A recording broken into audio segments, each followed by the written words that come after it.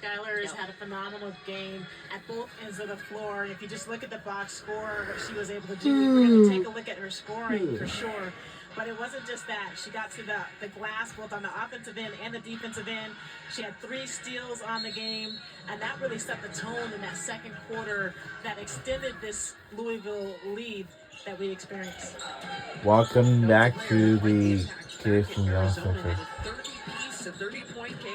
During her time there was incredibly efficient, 49% from the floor. We're under 5 minutes to go. Before the break, we had a media timeout on the floor. And even as a sophomore, shot really well in conference play. Well, as a reminder, the women's college soccer season is officially done in the books after the regular season, conference tournaments, and of course the NCAA tournaments until the national championship game. And when you talk about the things that are really important to the Louisville coaching staff, rebounding and defense. And wishing all those teams to have a great off season, and we're looking forward to see them again next season in August of 2026.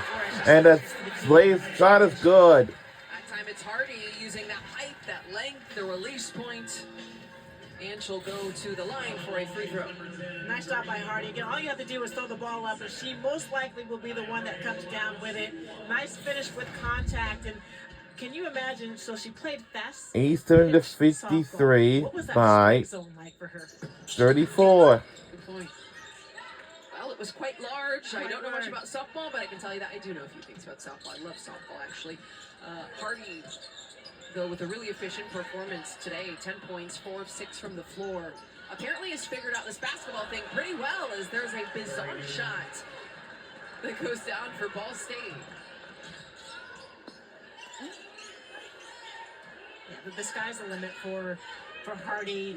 You just see that she's still learning the game, but what she does really well, you cannot teach. She has great length, hops, can jump out of the gym, and great hands in traffic. Hardy standing at 6'3". Also just seems to have a long wingspan. Don't have the measurement for it, but definitely seems like she has a long reach. Again, nearly 6.5 rebounds per game on average. In addition to getting that scoring up in this one today. 1 rebound shy of a double-double at this point with 9. Well, and just 1 block on the game, but has affected so many of Ball State's shots. And what I really like about her shot blocking ability is sometimes you get those shot blockers that want to swing like they are playing volleyball, but does a really nice job of contesting at the high point of the ball and has kept her out of foul trouble. Caballero was just called for a second foul, 13 foul, by the way. Louisville with 5. Ball State in the bonus for this final stretch. Caballero with the attempt.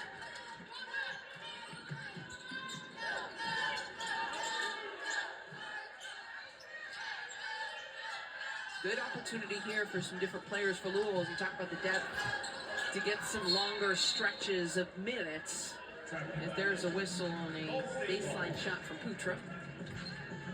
And these are really important minutes for those players that don't get a lot of playing time, but at some point in the season, they're maybe going to be called upon. And so you start to get in your rhythm, figure out where your spots on the floor are in these moments.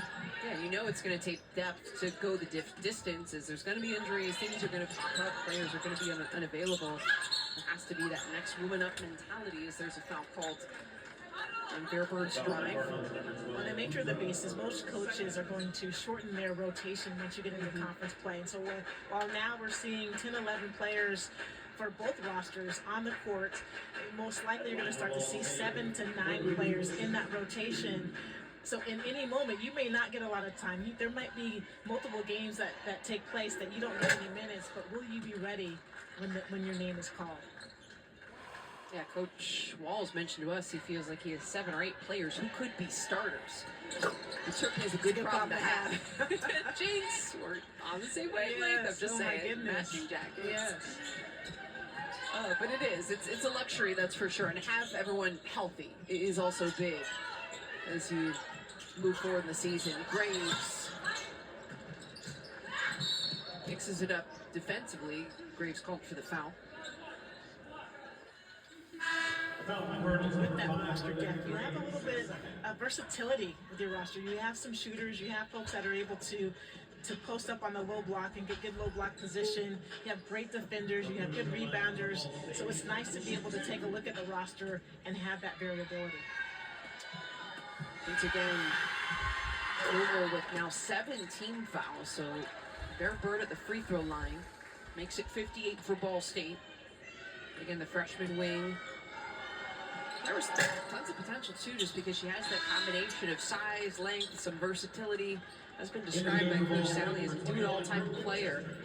Yeah, and in her second start, Coach Sally talked a lot about, like, she is now part of one of the best lineups that Ball State has. She brings a lot of size and versatility at that position. And so as you start to see her in that rotation a little bit more, Ball State will start to become a better cohesive unit as well. Sure, but still a lot of development to happen for Coach Sally. I know you mentioned to us the freshman, keeping him young, maybe driving him a little bit crazy, a little bit, but... Yeah. Well, keeping the him thing young that with you all the know youth. about freshmen is they're consistently inconsistent, I believe is what he said. That And was the so, word. but the fact that you have some freshmen that you can rely on, particularly as you head into conference play, is a good sign for this program. Sure, and the freshmen that have gotten some of those extended minutes during non-conference certainly helps, as Kingery is offline from beyond the arc. Well, Coach Sally talked, like, they're a program that they're not going to rely on the transfer portal to get better. And so it's going to be about player development. So you bring in some freshmen that buy into the system, that get some playing time early on in their freshman career. Also some freshmen with international experience, and other young players in this roster with international experience, as there's 8 on the shot clock here. 3 ball won't go. That also helps, though, in terms of the development, for sure. It does, because when you play with pros, you We're under understand 2 what minutes it left to takes go be into the ready fourth to quarter. play. So you know what it takes to prepare your body. We are in the lead by, Be able to focus on your studies and practice. and the 3 is good by Ball State. Still got a lot of catch up to do. Player who missed all of last year with an injury back in, able to get some late minutes here in Louisville. 3 is good. Point response. Bradley. Bradley doing a nice job. That's 8 points for her. 3 of 5 shooting, 2 of 3 from the 3-point line. Again, what do you do in the minutes you are granted? Oh. Oh no, the ball got stuck. Unusual. But Never mind. at this end of the floor, there was the shot that hit the side of the backboard Right, and went that in. was crazy. So jump ball possession arrow leads it to be Louisville basketball.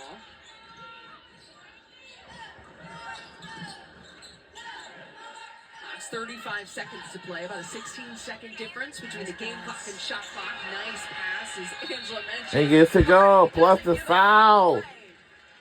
One of the things that Coach Wall said, do not We're pass lead to by Hardy. Throw it up at the 31. rim so she can go and get it. That was a nice job on that play. Nice pass and good recovery.